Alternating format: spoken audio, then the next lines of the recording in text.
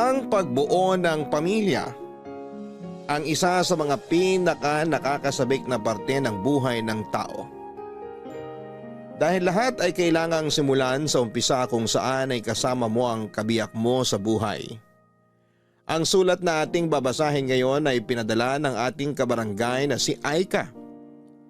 Isang magalang na manugang at mapagmahal na asawa. Isang babaeng umasa na magsisimula sila ng kanyang asawa kung saan silang dalawa lang ang magkasama. Pero dahil sa mga hindi inaasahang pangyayari ay may mga planong hindi kaagad nasunod. Kinailangan nilang tumira pansamantala sa bahay ng mami ng kanyang asawa. Maayos naman sa umpisa ang pakikisama niya sa pamilya nito. Pero para kay Aika, iba pa rin ang nakabukod silang mag-asawa. Dumating naman ang oras na nagawa nilang bumukod ng bahay pero nandun pa rin ang pakiramdam na para bang nakatali pa rin sila sa pamilya nito. Paano nga ba makukumbinsi ni Aika ang asawa niya na mag-focus ito sa kanilang pamilya? May mali nga ba sa gusto niyang mangyari para sa kanilang pamilya? Masyado na nga ba siyang nagiging makasarili? Gusto mo na bang malaman kung bakit mas pinili ni Aika na bumukod silang mag-asawa ng bahay?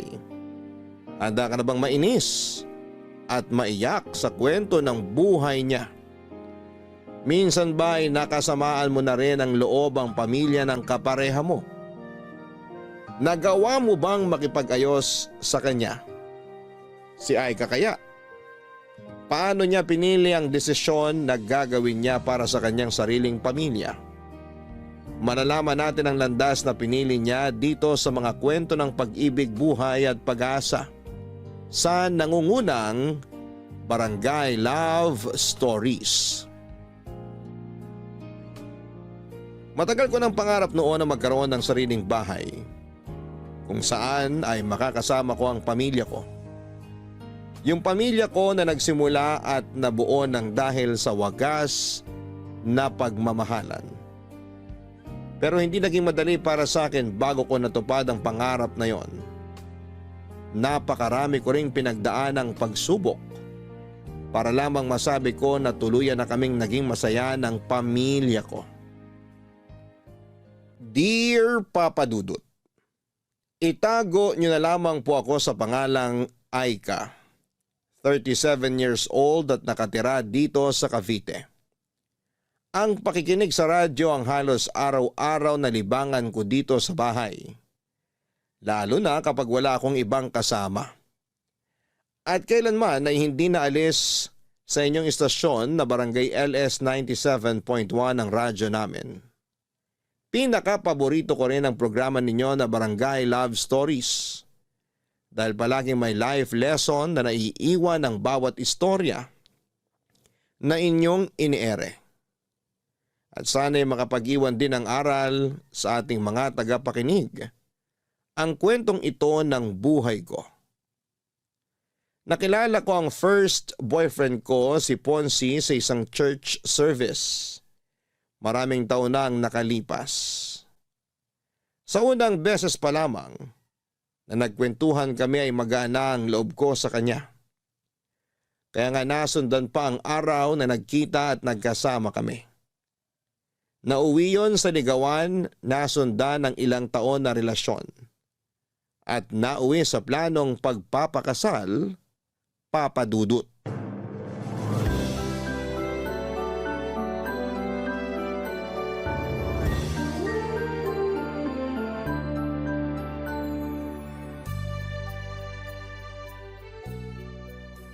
Naayos mo na bang listahan para sa invitation card na ipapaprint natin, mahal?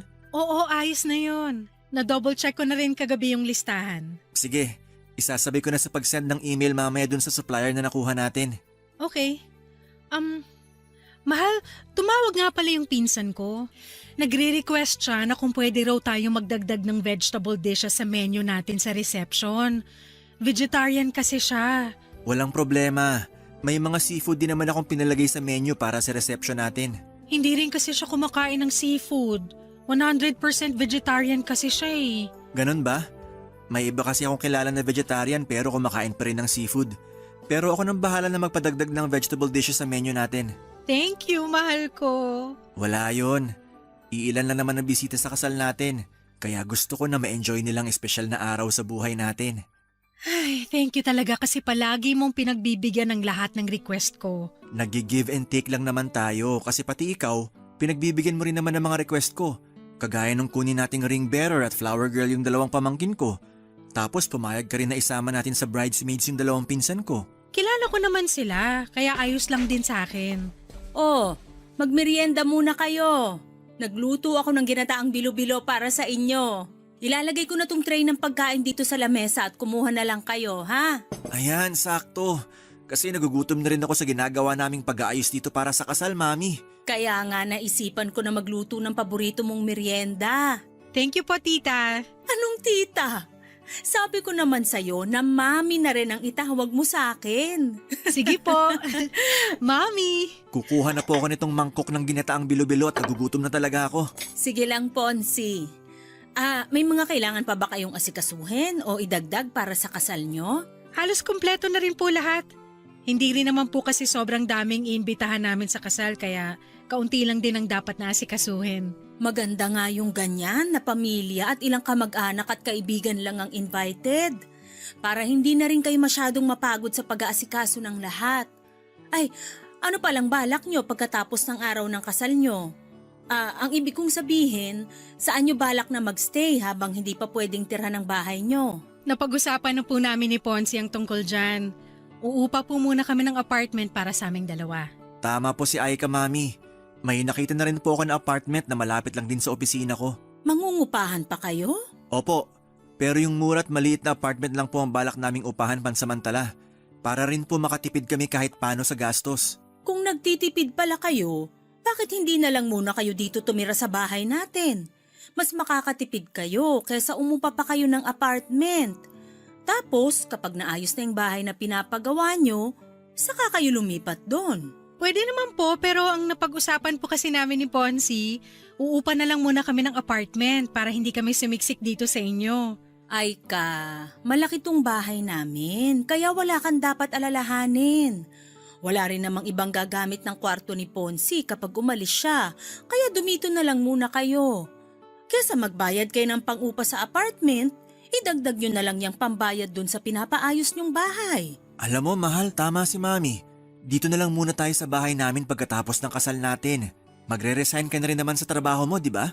Oo. Sakto. Hindi ka maboboard dito sa bahay kasi makakasama mo si Mami at ang mga kapatid ko kapag nasa trabaho na ako. Ano, ayos lang ba sa'yo? Sige, ayos lang. Walang problema sa akin, mahal.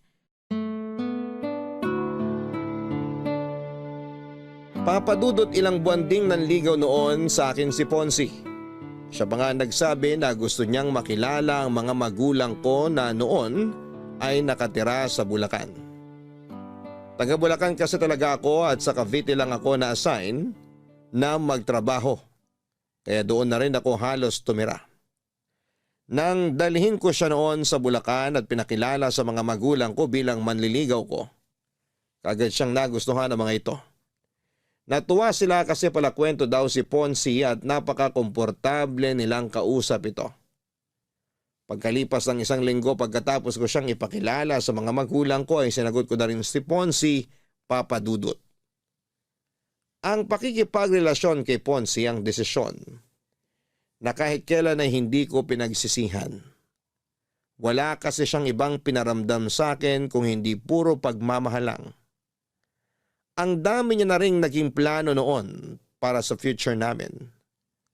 Sa first anniversary nga namin, nagulat ako sa naging regalo niya sa akin. Kumuha na pala siya ng bahay na hinuhulugan para sa aming dalawa. Halos maiyak ako noong gabi na yon kasi pakiramdam ko. Parang nananaginip lamang ako. At ilang buwan ang lumipas, nagplano na rin kami na magpakasal. Dahil hindi pa maayos ang bahay namin noon ay tumira muna kami sa bahay ng mami ni Ponzi kasama ang kapatid niya, Papa Dudut.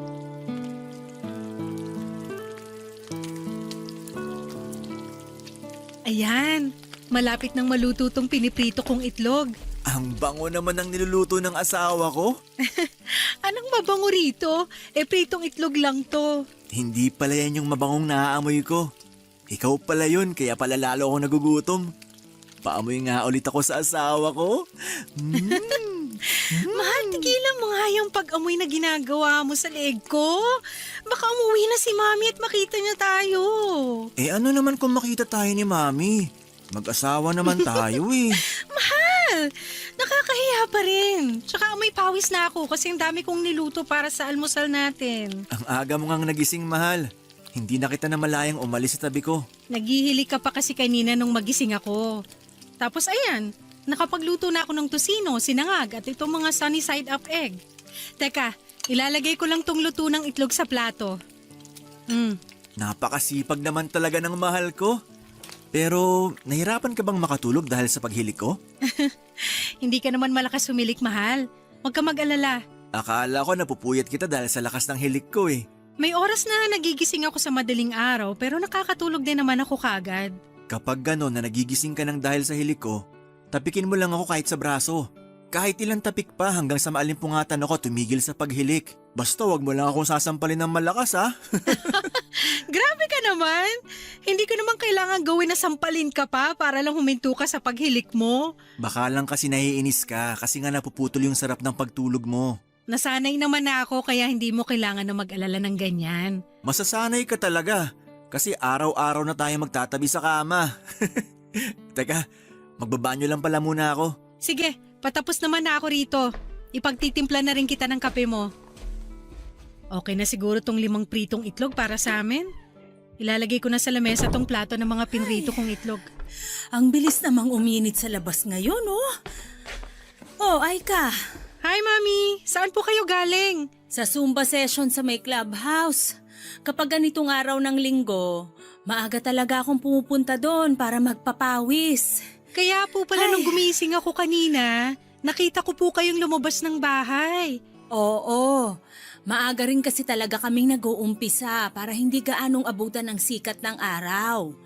Kung gusto mo, pwede ka ring sumama sa akin doon. Magandang exercise ang Zumba para sa katawan natin. Naku, wala po akong hilig sa mga Zumba o exercise pero sige po. Sasama po ako minsan kapag sinipag ako. Sakto rin po ang uwi niyo kasi katatapos ko lang po magluto ng almusal natin. Naku, hindi pala kita nasabihan tungkol sa almusal ng mga anak ko. Bakit po? May mali po ba sa niluto ko? Ay, yung dalawang nakababatang kapatid kasi ni Ponzi, magkaiba sila ng gustong luto sa itlog. Yung isa, gusto niya na puro egg white lang. Yung bunso ko naman, gusto niya na yung egg yolk lang ang para sa kanya. Kaya kailangan na magkahiwalay ang prito ng egg white sa egg yolk. Since luto na to mga to, hindi po ba pwede na ihiwalay na lang natin yung egg yolk sa egg white? Naku, hindi nila kakainin kapag ganun ang ginawa natin. Pero sige, ako na lang ang magpiprito mamaya ng para sa kanila. Sigurado naman ako na hindi pagising yung mga yon. Kukuha lang ako ng pamalit kong damit para makaligo na rin muna ako.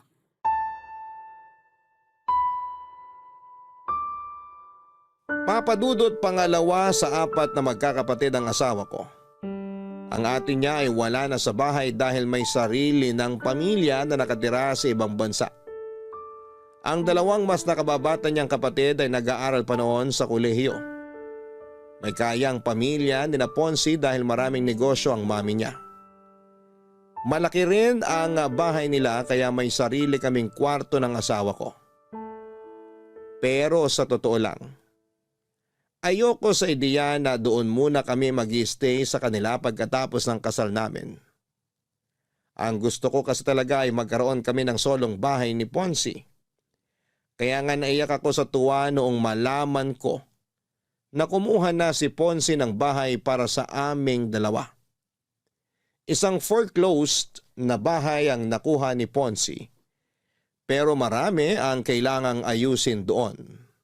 Kaya medyo natagalan talaga ang pag-aayos niya doon. Kaya naman wala akong naging choice kung hindi ang pumayag na doon muna tumirapan samantala sa bahay ng mami niya pagkatapos ng kasal namin. Magkasundo naman kami ng mami ni Ponzi, Papa Dudut. Hindi lang talaga ako sanay na maraming kasama sa bahay. Siguro kasi solong anak ako ng mga magulang ko. At nang lumipat ako sa Cavite para magtrabaho ay solo ko rin ang apartment na tinitirhan ko noon. Pero nang tumira ako sa bahay ni na Ponzi, sobrang nanibago ako, Papa Dudut. Ang dami kasi namin sa bahay at hindi rin ako sanay na may ibang tao na inaasikaso. Tapos ay pumayag pa ako na mag-resign sa trabaho kaya palagi lang talaga akong nasa bahay. Advice din kasi ng OB ko na tutukan ang pag-aalaga sa katawan ko para mabigyan ko na kagad ng anak ang asawa ko. Ang sabi naman ni Ponce, pansamantala lamang yon. Sa oras na maging tuluyan ng maayos na ang sariling bahay namin, lilipat na kami kaagad doon. Kaya naman wala akong nagawa kung hindi ang sumang-ayon na lamang sa kanya. Iniisip ko na lamang na maswerte ako kasi mabait ang biyenan ko. Hindi siya yung kagaya ng mga napapanood ko sa teleserye kung saan ay nagiging kontrabida ang mga biyenan. At ginagawa ko na lang ang lahat ng makakaya ko para pakisamahan lahat ng mga tao sa bahay ni na Ponzi, Papa Dudut.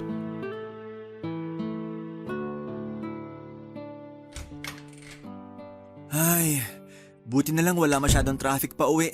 Mabuti naman at nakauwi ka na, mahal. Akala ko nga maiipit pa ako sa traffic kasi Friday ngayon. Oo nga, tapos araw din ng sweldo kaya ina-expect ko rin na mas late ka pang makakauwi. Gusto ko na nga matapos ang meeting namin kanina kasi inaantok na rin talaga ako. Nagugutom ka ba? Hindi, Sigurado ka? Pwede ko namang iinit yung dinner namin na tinola kanina. busog pa ako. Kasi umorder din ng pizza yung manager namin kanina. Kaya may pagkain kami habang nagmi-meeting. Yun talagang dahilan kung bakit inantok ako. Kasi nabusog ako dun sa pizza. Ay, makahiga nga muna dito sa kama natin. Sandali lang, ikukuha muna kita ng pambahay. Mamaya na. Huwag ka munang umalis dito sa tabi ko. Hindi ka ba muna maliligo o magpapalit ng damit? Mamaya na. Payakap muna ako sa asawa ko. Ito, yayakapin kita ng sobrang higpit. Ay, ang sarap naman talaga ng yakap ng asawa ko. Nakakawala ng pagod. Gusto mo i-massage kita?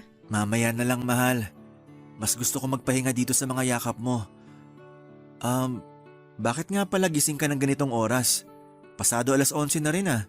Ang totoo, kanina ko pa rin gusto magpahinga pero hindi ako makatulog. Bakit?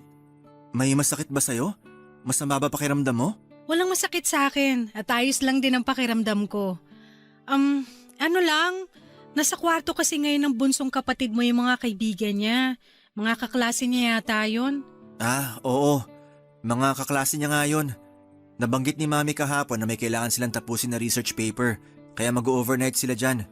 Masyado ba silang maingay kanina? Medyo maingay nga sila. Puro lalaki kasi sila doon sa kabilang kwarto tapos ang lalakas pa ng boses nila. Nag-video game pa nga yata sila kasi ang lakas ng sound ng TV nila doon. Hindi ko nga alam kung nagawa ba nila yung sinasabi mong research paper nila. Pasensya ka na sa kanila, mahal. Medyo maingay talaga sila kapag magkakasama. Okay lang naman pero sana naisip nila na may iba pa silang kasama dito sa bahay. Katabi pa naman natin yung kwarto nila kaya rinig ko talaga yung mga ingay nila. Gusto mo ba nakausapin ko yung kapatid ko bukas? Wag na, hindi naman na kailangan kasi tumahimik naman na sila bago ka dumating. Tsaka hindi lang siguro ako sanay na may ganun kaingay sa gabi. Siguro nga, mahal. At kapag naulit pa yung pag-iingay nila ng 10 oras ng gabi, kakausapin ko na talaga siya. Pero wag mo siyang aawayan kasi baka magkaroon kayo ng issue ng dahil sa akin. Oo, hindi ko gagawin yan. Alam mo naman kung gaano ako kahinahon kapag may gusto akong ayusin na gusot sa ibang tao. Pwede rin naman nasanayin ko na lang muna ang sarili ko sa ingay nila. Minsan lang naman sila pumunta dito sa bahay, 'di ba? Kapag sem break nila, mas madalas sila dito sa bahay, mahal. Ganun ba? Sige, mukhang kailangan ko na rin talagang masanay sa ingay nila. Pasensya na talaga, mahal. Basta kapag naulit pa to, kakausapin ko ng kapatid ko para hindi nila maistorbo ang pagpapahinga mo. Papa Dudut, bukod sa naninibago ako, Dahil may mga ibang kasama kami sa bahay, nahirapan din akong makisama sa mga kapatid niya. Dahil mga estudyante pa sila ng panahon na yon. Nakakalimutan nilang may iba silang kasama sa bahay na hindi sanay sa ingay nila.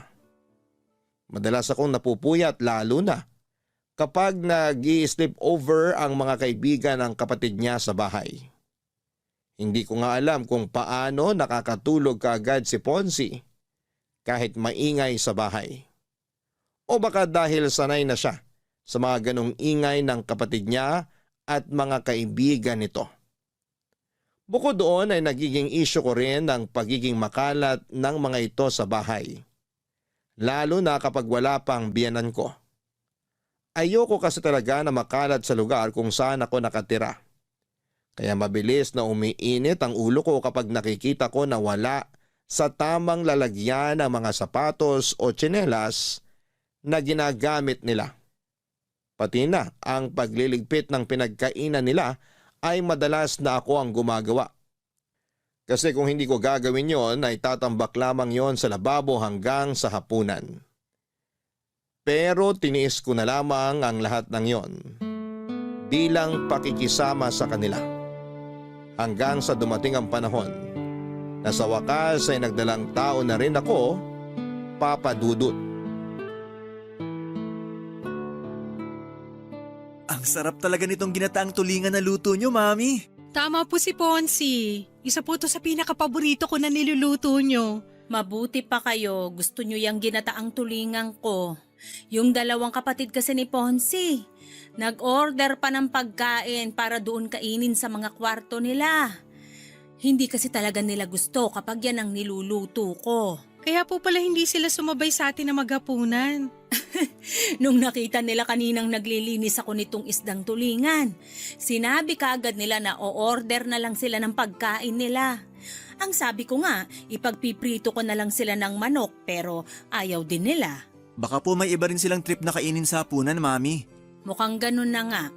Nakita ko na burger at fries ang in-order nilang pagkain. Mabubusog po ba sila sa mga in-order nila na pagkain? Ganun talaga ang dalawang yon, mahal. Kapag hindi nila trip ang ulam, matik na burger at fries ang i-order nilang pagkain. Sa kanilang magkakapatid, yung dalawang yun talagang pinakapihikan pagdating sa pagkain. Ayaw nila ng may gata o magulay na pagkain.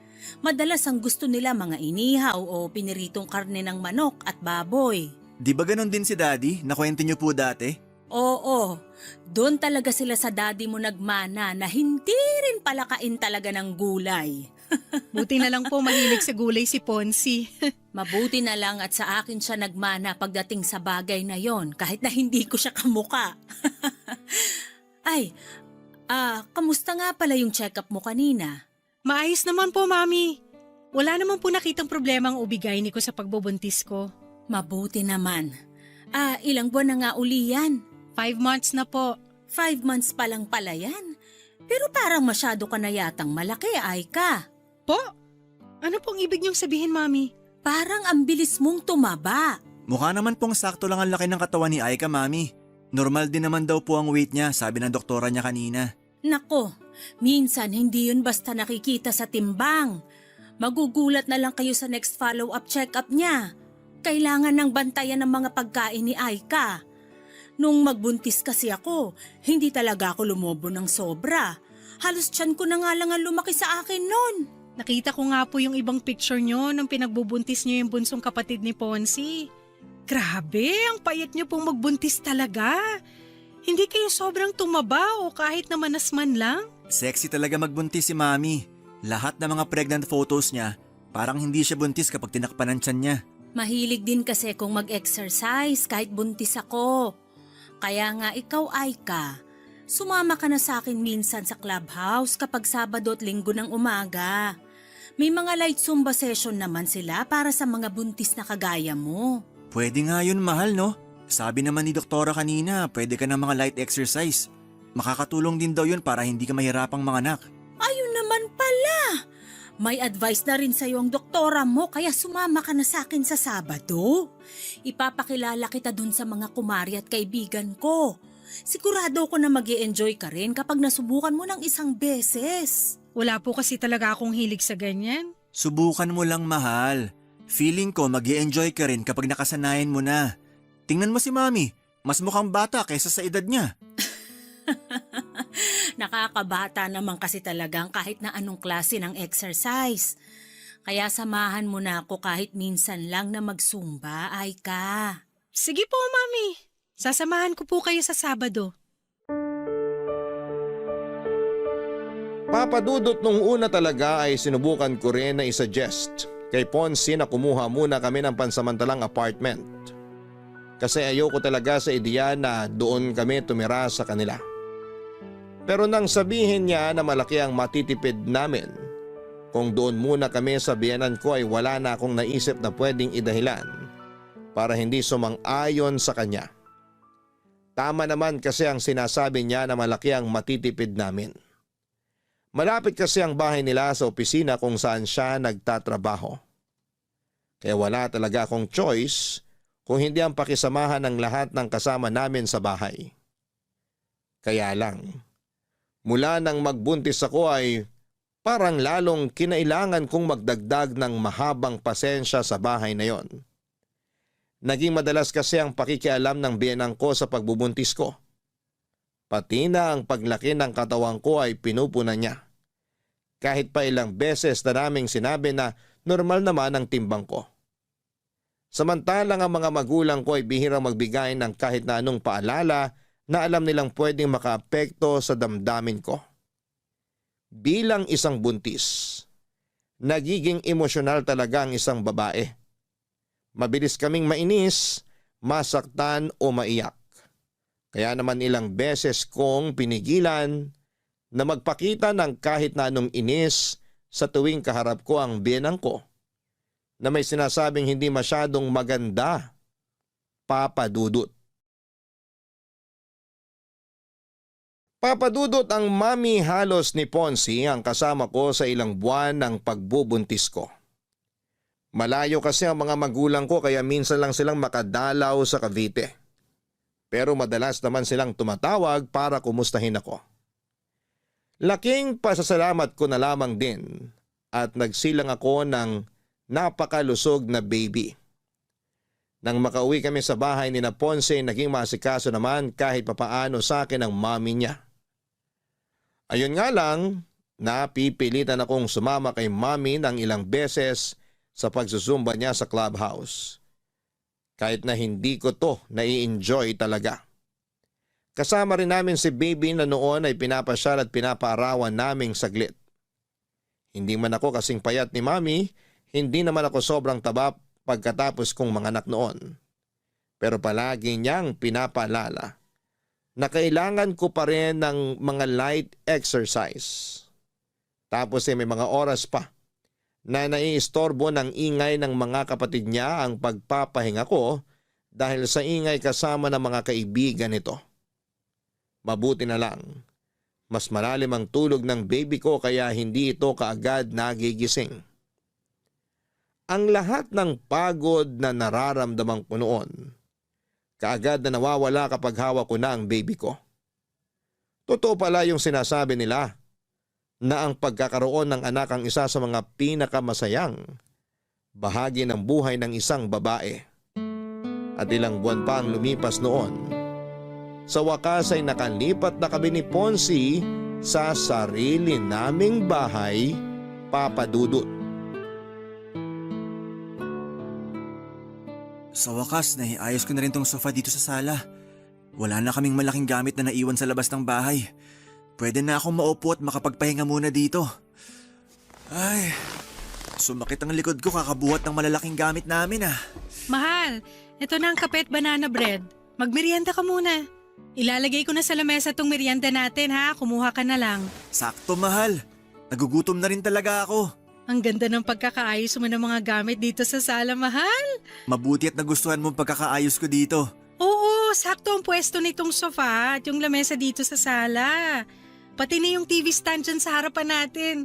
Relaxing ang pwesto ng panonood natin habang nakaupo tayo dito sa sofa. Ang bibigat nga din ng mga gamit na pinaasa ko kanina. Lalo na tong sofa. Sabi ko naman sa'yo, huwag muna tayong bumili ng malalaking gamit kanina sa mall. Ayos lang. Kasi importante na malagyan na ng mga gamit ng bagong bahay natin. Kaya pinagsabay-sabay ko nang bilhin kanina tong mga furniture at ibang appliances. Mahal, ang sarap nitong banana bread ah. Saan mo binili to? Diyan lang sa labas. Buti nga may malapit na bakery dito sa bahay natin. Hindi ako mahihirapang bumili ng pang-almusal o merienda natin. Mukhang masarap din yung iba nilang tinda na tinapay dun. Tapos may malapit din na sari-sari store na halos katapat lang ng bakery na nakita ko. Sakto. Hindi mo na kailangan pumunta sa malayo para makabili ng mga pagkain at iba pang kailangan dito sa bahay. Oo, kina mami kasi ang layo ng mga tindahan mula sa bahay nila. Kaya hindi ako masyadong nakakalabas noon. Kaya nga kapag nag-grocery si Mami, maramihang supply na talaga ng pagkain at iba pa niyang kailangan ng binibili niya. Ayaw niya rin kasing lumabas-labas ng bahay kasi malayo talagang tindahan dun sa bahay eh. Sa bagay, nakakatamad talaga na maglakad ng malayo kung toyo o suka lang naman ang bibilhin mo. Mahal. Pasensya na pala kung hindi na ako nakatulong sa pag-ayos dito sa sala. Ang tagal kasi bago nakatulog ni baby sa kwarto. Ayaw niyang tumigil sa pag-iyak mula nang makauwi tayo galing sa mall. Narinig ko nga. Mukhang naninibago pa rin siya hanggang ngayon dito sa nilipatan natin. Pangatlong araw pa lang din kasi natin ngayon, kaya sigurado kung nakakaramdam pa rin siya ng pagbabago sa paligid niya. Pero grabe, ang sarap sa pakiramdam na nakatira na tayo sa sarili nating bahay. Simula pa lang to, mahal. Simula pa lang to ng pagtupad natin sa mga pangarap natin. Oo, sa wakas. Mas nararamdaman ko nang naaabot natin ang mga plano at pangarap natin. Pasensya na, mahal, kung medyo na-delay ng konti ha. Hindi mo kailangang humingi ng pasensya. Dahil alam ko naman na ginagawa mo ang lahat para sa pamilya na to. Basta babawi ako sa inyo ng anak natin, mahal. Ito na ang totoong simula ng pagtupad ko sa mga pangako ko sa iyo bilang asawa mo.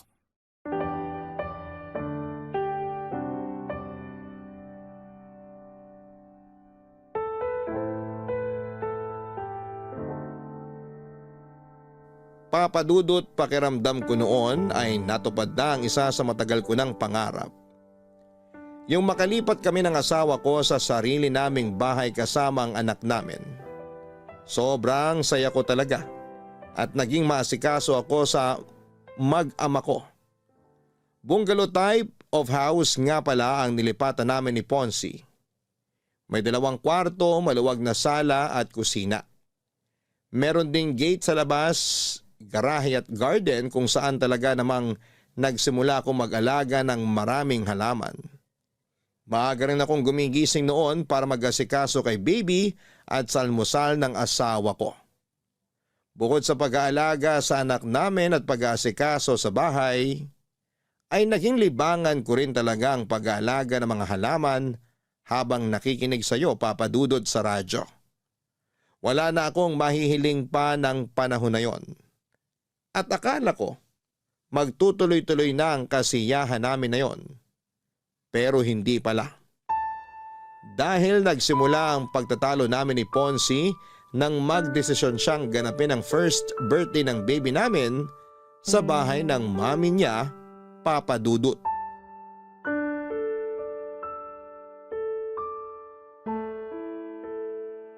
Ang dami namang hugasin dito sa lababo. Makapaghugas nga muna.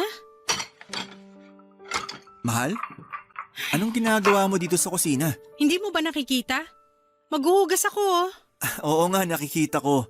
Ang ibig kong sabihin, bakit ikaw ang gumagawa niyan? Nakita ko kasi natambak yung mga hugasin dito sa lababo kaya inasikaso ko na. Tsaka hindi naman ako hahanapin sa sala kasi nandun si baby kasama ang mami mo at ang mama ko. Ay, ang dami naman mga baso rito. Dapat pala disposable na lang ang ginamit natin. Tulungan na nga kita sa pagliligpit mo, mahal. Wag na, kaya ko na to. Sige, ako na lang magpupunas ng mga mababanlawan mo ng baso at plato mamaya. Paubos na rin pala tong dishwashing liquid. Ay! Teka, alam ko meron pang isang bote si mami na nakatabi dito eh. Hanapin ko lang saglit dito sa kahon sa may lamesa. Nakita ko na. Eto, mahal oh. Lagay mo na lang muna dyan sa tabi. Gagamitin ko yan pag wala nang laman tong bote sa lababo. Sige. Mahal? Galit ka ba? May dahilan ba para magalit ako? Hindi ko alam. Parang wala naman. Wala naman pala. So bakit mo natanong kung galit ako?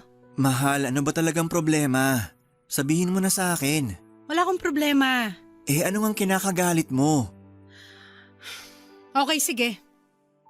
Hindi ako galit, mahal. Medyo naiinis lang ako. Naiinis ka saan? Hindi mo ba talaga alam kung saan ako naiinis? Dahil ba to sa birthday party ni baby na dito natin ginawa sa bahay ni Mami? Hindi na ako magsisinungaling. Oo, ang sagot ko sa tanong mo na yan. Akala ko ba okay lang sa'yo? Paanong hindi magiging okay sa akin? Nakapagdesisyon ka na. Pasensya na, mahal. Akala ko kasi ayos lang talaga sa'yo. Mahal, alam mo kung gaano ako ka-excited na makalipat na tayo sa wakas sa sarili nating bahay. At akala ko ganun ka rin, na masaya ka rin kasi may sarili na tayong bahay. Masaya naman ako. Sino bang may sabing hindi? Kung talagang masaya ka, bakit kailangan mo pang pumayag na dito mag-celebrate ng first birthday si baby? Mahal, first birthday to ng anak natin. Alam mo ba kung gaano kahalaga yun? Sina mama at papa nga kanina pa nagtatanong kung bakit hindi raw tayo nag-celebrate sa bahay natin. Akala nila, kaya tayo lumipat tong nakaraang buwan para saktong dun tayo mag-celebrate sa bahay natin. Pero hindi. Hindi natin ginamit yung pagkakataon na gawing mas espesyal sana ang birthday ni baby. Mahal, huwag ka nang umiyak. Naiinis lang ako kasi sobrang excited ko na gumawa na tayo ng maraming memory sa sariling bahay natin. Tapos parang magkaiba naman pala tayo ng mga plano sa buhay. Parang hindi ka naman talaga masayang tuparin lahat ng pangako mo sa akin. Mahal, hindi totoo yan. Sorry na.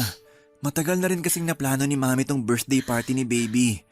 Pero ito, promise ko sa'yo, sa mga susunod na birthday party niya, doon na natin palagi gagawin sa bahay natin. Hindi na tayo magsa-celebrate sa ibang lugar.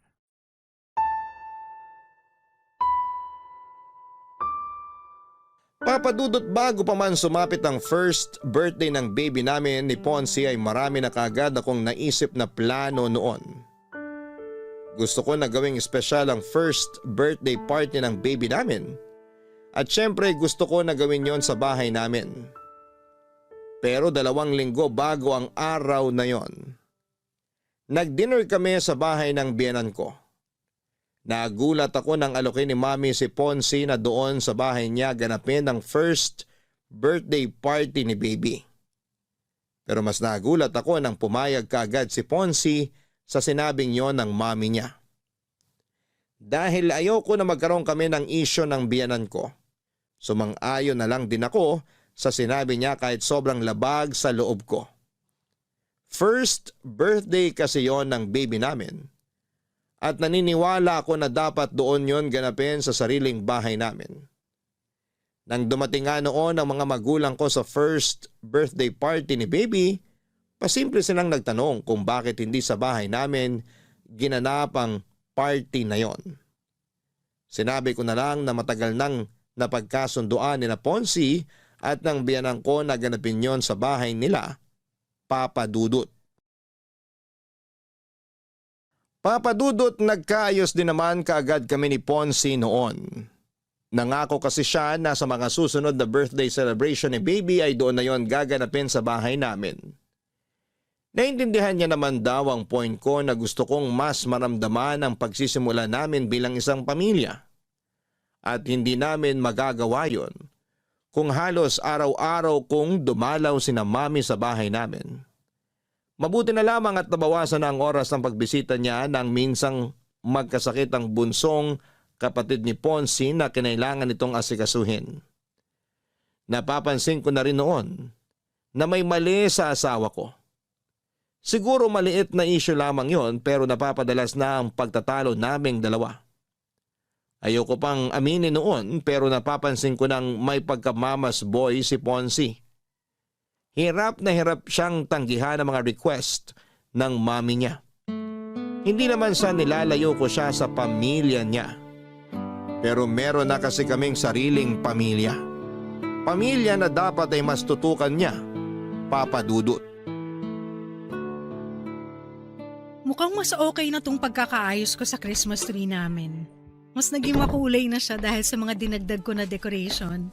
Sa wakas natapos din ako maglinis ng kotse sa garahe. Mahal, tignan mo tong Christmas tree natin. May napansin ka ba? Parang naging mas makulay siya. Dinagdagan ko kasi yan ng mga decoration. Naglagay ako ng gold ribbon dito sa may bandang ibaba. Silver snowflakes dito sa gitna. At mga red flashball dito sa bandang itaas.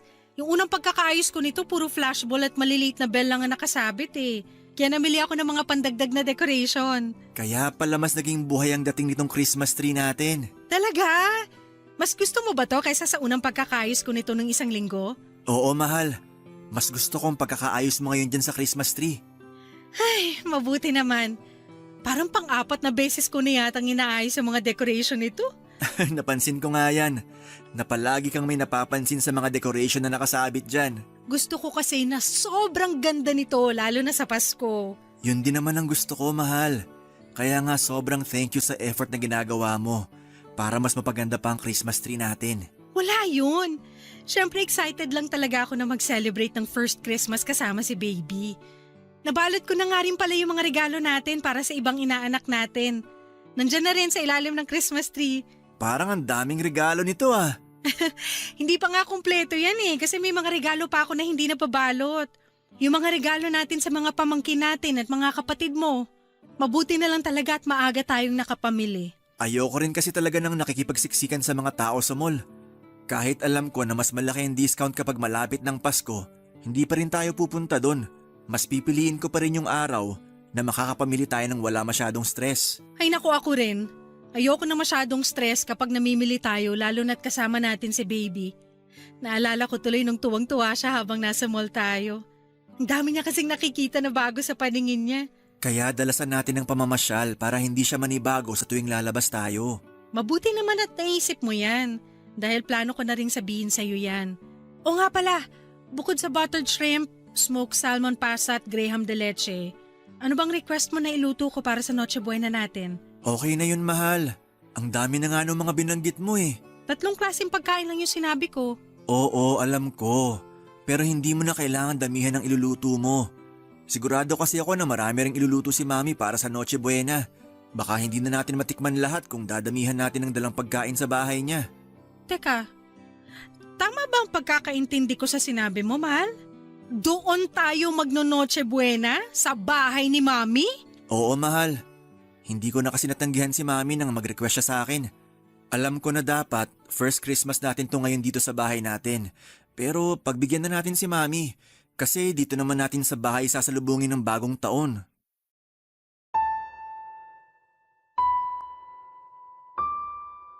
Papadudot na gulat ako nang sabihin ni Ponzi na doon kami magpasko sa bahay ng mami niya. First Christmas celebration dapat namin yon sa sarili naming bahay. Pero mas pinili niya na gawin yon sa bahay ulit ng mami niya. Ang nakakainis pa doon, yung paggawa niya ng desisyon na hindi man lang tinatanong kung ayos lang ba sa akin. O siguro'y alam niya rin na hindi ako tatanggi pa. Kaya hindi niya na ako tinatanong pa. Sobrang nahirapan talaga akong itago ang inis na nararamdaman ko noon. Gustong gusto kong awayin ang asawa ko. Pero dahil ayoko na dumating ang araw ng Pasko na hindi kami magkasundo ay pinakalma ko na lamang ang sarili ko. Kahit paano ay kumalma naman ako nang mangako siya sa akin na dito kami sa sarili naming bahay magse-celebrate ng bagong taon. Tinupad naman ni Ponzi ang pangako niya na yon sa akin pero ang hindi ko inaasahan noon. Kasama naming sasalubungin ng bagong taon ang mami at mga kapatid niya sa bahay namin, Papadudot. Salamat sa pag-aasikaso niyo sa amin ng mga kapatid ni Ponzi, Aika. Walang anuman po, Mami. Sana po nag-enjoy kayo sa pagse-celebrate natin ng bagong taon dito sa bahay namin. Siyempre naman, ang sasarap ng mga hinanda mong pagkain. Sabi ko naman po sa inyo, mas masarap na magluto ngayon ng asawa ko eh. Napansin ko rin yan sa dami ng mga nakain ko kagabi. Masarap din po yung mga dala niyong pagkain. Ang dami pa nga pong natira dito sa amin. Ayaw niyo po ba talagang dagdagan yung pagkain na iuuwi niyo sa bahay niyo?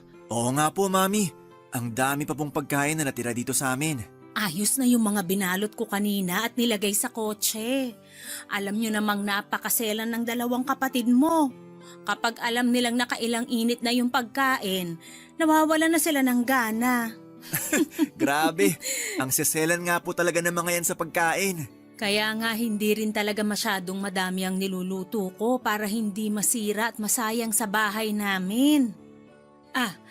Aika, sigurado ka ba na ikaw nang bahala sa lahat ng kalat at ligpitin na naiwan namin sa bahay nyo? Opo, Mami. Kayang-kaya na po namin ni Ponce yun. Pasensya na at medyo naging makalat yung dalawang anak ko ha. Ayos lang po. Tuwang-tuwa naman si Baby sa kanilang dalawa kagabi. Oo nga po. Hanggang ngayon ang himbing ng tulog ni Baby sa kwarto namin. Namiss lang din ng mga kapatid mo yung anak mo. Kaya dalas-dalasan nyo sana ni Aika ang pagdalaw sa bahay. Sige po, Mami. Basta maluwag ang schedule ko, dadalaw po kami sa inyo. Mabuti naman kung ganon. O sige, pupunta na ako sa sasakyan namin at baka naiinip ng mga kapatid mo doon. Salamat uli Aika ha. Happy New Year sa inyo. Happy New Year din po, Mami. Mag-iingat po kayo. Bye-bye. Ako na magsasara nitong gate. Sige, mauna na akong pumasok sa loob ng bahay. Unahin ko munang linisin itong mga nagkalat na unan at kumot dito sa sala. Mahal, ako na lang magliligpit ng mga pinagkainan natin sa lababo. Ikaw ang bahala. O gusto mo, unahin ko munang ayusin ang mga kalat sa garden. Ang sabi ko, ikaw na ang bahala, di ba? Hindi mo naman kailangan magtaas ng boses, mahal. Tanong ka pa kasi ng tanong. Pwede naman gawin na lang kung anong gusto mong unahin. Kasi yun naman lagi ang ginagawa mo, di ba? Wala ka naman talagang pakialam sa opinion ko o kahit ano pang sabihin ko. Mahal, alam mong hindi totoo yan. Mag-asawa tayo, kaya... Kaya bigla ka na lang gumagawa ng desisyon. At hindi mo man lang tinatanong kung okay lang ba talaga sa akin. Tungkol ba to sa pagse-celebrate natin ng bagong taon kasama sina Mami? Oo! Ay ka, tinanong naman kita tungkol doon at ang sabi mo, ayos lang nakasama natin sila na salubungin ng bagong taon. Ponce, tinanong mo yan sa akin nung nandyan na sa labas si na Mami. Alangan namang humindi ako at palisin ko sila, di ba? Alam mo, akala ko talaga naiintindihan mo na ako pero hindi pala! Sorry. Akala ko talaga walang issue sa'yo na kasama natin ang pamilya ko. Wala naman talagang issue sa akin na makasama natin sila. Ang issue dito, hindi mo pinapaalam sa akin na maayos yung mga desisyon na ginagawa mo. Akala ko ba dalawa tayo sa relasyon na to? Pamilya tayo, di ba? Bakit hindi ko maramdaman yon? At bakit ayaw mo hayaan na makapagsimula tayo ng tayo lang ng anak natin? Ponce, hindi naman sa pinagdadamot kita sa pamilya mo. Pero sana naman, hayaan mo na makapagsimula tayo ng tayong tatlo lang ng anak natin. Yung tayong tatlo lang dito sa sarili nating bahay. At hindi natin magawa yon kung palagi tayo nakadikit sa mami mo. Yun lang naman ang hinihiling ko. At sana maintindihan mo kung bakit hinihiling ko to sa'yo. Papadudot bago dumating ang mami at mga kapatid ni Ponce ay nakapagluto na ako ng handa para sa amin. Simple lang ang mga niluto ko kasi tatlo lang naman kami noon sa bahay. Yun pala ay mali ang inaasahan ko na mangyayari sa pagsalubong namin ng bagong taon. Nagulat na lamang ako ng bandang 8:00 ng gabi noon ay dumating ang biyenan at mga bayaw ko. Ang dami nilang dalang pagkain at doon pa lang, alam ko na kaagad ang plano nilang gawin. Nang makita ni Ponce ang pagtataka sa mukha ko'y ngumiti lang siya at sinabi niya sa akin na tumawag raw sina Mami para sabihin na on the way na ang mga ito papunta sa bahay namin. Kumbaga hindi na rin siya nakatanggi sa mga ito. Wala naman akong pinakitang hindi maganda sa Mami at mga kapatid ni Ponce ng gabi na yon. Kagaya ng dati pinilit ko na lang na pakalmahin ang sarili ko at pakisamahan sila. Pinilit kong gawing natural ang ngiti sa mga labi ko at ang tono ng boses ko sa tuwing kausap ko sila. At bago tuluyang sumikat ang araw kinabukasan ay nagpaalam na rin silang uuwi na sa bahay nila. Hanggang sa mga oras na yon, pinapakalma ko pa rin ang sarili ko. Kasi ayoko magkaroon kami ng issue ng manugang at mga bayaw ko. Mukha namang nag-enjoy sila noon sa bahay at hindi nila naramdaman na may inis na akong pinipigilan noon. Hindi naman sa nagiging unfair ako kasi parang nilalayo ko na si Ponzi sa pamilya niya. Pero gusto ko lang talaga papadudot na maintindihan ni Ponzi kung paano kami dapat na magsimula. Na hindi kami pwedeng laging nakadikit sa pamilya niya. Na dapat sinasali niya ako sa paggawa ng mga desisyon na makakaapekto sa akin at sa anak namin. Masasabi ko na yon ang pinakamalalang naging pagtatalo namin noon. Kasi pakiramdam ko, hindi niya pa rin ako sinasama sa bawat desisyon na ginagawa niya. Pagkatapos ng araw na yon ay sinuyo ako ni Ponce at humingi siya ng sorry sa akin, Papa Dudut. Inamin niyang naging pagkakamali niya sa relasyon namin. At nangako siya na mas magiging responsable siya bilang asawa ko at daddy ng anak namin. Masasabi ko naman na tinupad niya yon dahil pagkatapos ng araw na yon ay nagagawa na niyang tanggihan ang mga request ng mami niya na pumunta kami sa kanila. O kapag gusto nitong pumunta sa bahay namin. Gumagawa ng dahilan ng asawa ko para hindi yon matuloy. Hindi naman namin sila iniiwasan sa lahat ng oras. May mga araw rin na pinagbibigyan namin sila. Pinaparamdam lang namin na mas gusto naming simulan ang pamilya namin nang hindi kami umaasa sa ibang tao. Salamat po, Papa Dudut, kung sakali man na mabasa ninyo ang sulat kong ito. Sana'y nakapag-iwan ng aral ang kwento namin ng asawa ko. Hindi masama ang matutunan nating bumukod para makapagsimula ng isang bagong buhay at pamilya. Hanggang dito na lamang po ang kwento ko. And more power sa inyong programang Barangay Love Stories. Ang inyong forever kapuso at kabarangay, Aika. Maraming salamat, Aika, sa tiwala at oras na ibinigay mo para makapagbahagi ng iyong kwento dito sa aming programang Barangay Love Stories. Totoong hindi naging madali ang mga pinagdaanan mo, lalo na sa pagsisimula ng iyong pamilya. Pero humahanga ako sa naging katatagan na ipinakita mo para maabot ang iyong mga pangarap. Tandaan mo, na hanggat alam mong wala kang sinasaktan o tinatapakan na ibang tao kailanman, ay hindi mali ang desisyon na pinipili mo, lalo na kung ito ay para sa kasiyahan ng iyong pamilya. Hanggang sa muli, ako po ang inyong si Papa Dudut sa mga kwento ng pag-ibig, buhay at pag-asa sa Barangay Love Stories number 1. Barangay Love Stories. Barangay Love Stories. Anong say mo sa Barangay Love Stories na ito? Pagkwentuhan natin sa comment section yan. Sabay-sabay nating pakinggan ang iyong kwento ng pag-ibig, buhay at pag-asa. Ipadala lang sa barangaylovestories@yahoo.com.